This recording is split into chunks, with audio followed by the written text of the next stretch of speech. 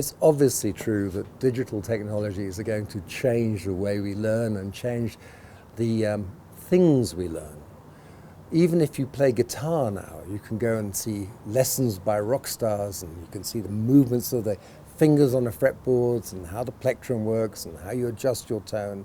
And you have a famous guitarist teaching you their secrets, and you can progress in guitar faster than ever you could before. And the same is true for nearly every skill, and also for intellectual skills. The difficulty with digital technologies are that unless we use our minds before we apply the digital technologies, we are seeking for the digital technology to give us some magic answer. And magical thinking never works. We have to do our own thinking first. So the danger is that we stop interpreting, understanding consequences. We get lost in the dynamic of artificial reality, augmented reality, artificial intelligence. Those things become so captivating to us, we forget the purpose of what we're trying to do. So one of the greatest ways in which digital technology can help us in the future is to fight poverty, especially here in South Africa. We have the largest Gini coefficient in the world, which means we've got more people with less money and few people with lots of money than anywhere else in the world.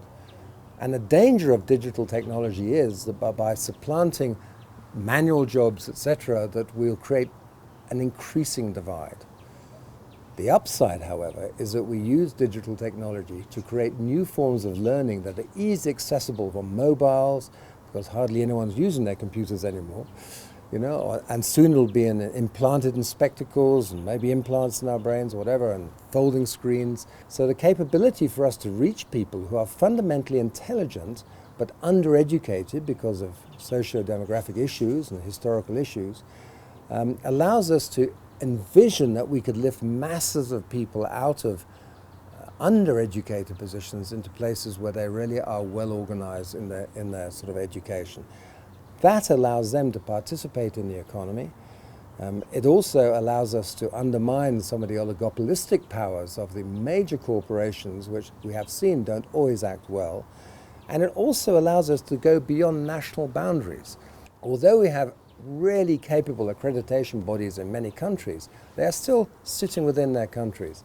We can now imagine a future where our qualifications are on a ledger, blockchain qualifications that are supported by multinational companies and by international bodies to credentialize our learning. That was never possible before, which means that we can learn with Chinese people, we can learn with Americans and Europeans and Africans together on issues of global importance, rather than having to rely on national bodies which may or may not be able to provide the learning that people need. And that's critical for South Africa, because we confuse education with intelligence in South Africa. Just because we're educated, we fancifully believe quite often that we're enormously intelligent. Well, that may be true, but the opposite certainly isn't true. Just because you're not educated doesn't make you stupid or lacking in intelligence. And the moment we understand that there are multiple intelligent people and many, many intelligent people out there who are undereducated, we understand that those intelligences can be reached by new methods, and we can lift people into economic and productive states. And that is the promise of digital technology.